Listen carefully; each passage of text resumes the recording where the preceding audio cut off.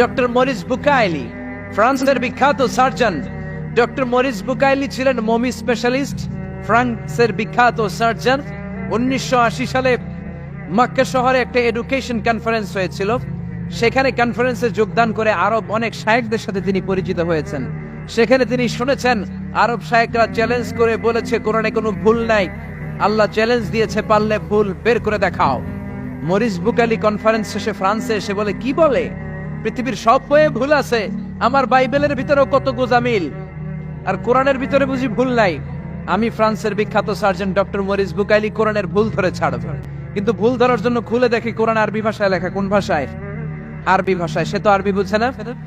Phone করলো Saudi আরবের এক প্রফেসরকে যে আমি প্রত্যেক সামারে 2 মাসের ছুটি পাই, প্রতি বছর আমি 2 মাস শেষে আরবি শিখতে চাই। সৌদি শায়েখ ভাবছে কোরআন বোঝার জন্য, আসলে বোঝার জন্য না। শিখতে চাই কেন?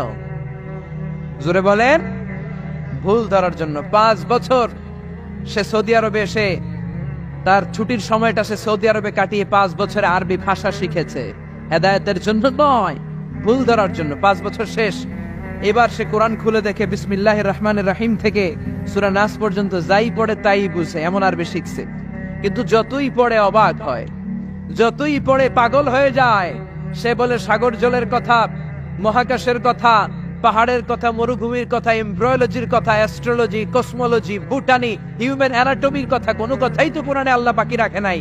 কোন তথ্য উপাত্তের দিক থেকে আল্লাহর কোরআনে ডক্টর মরিস বুকাইলি একটা ভুলও খুঁজে পায় নাই। কোন সুবহানাল্লাহ।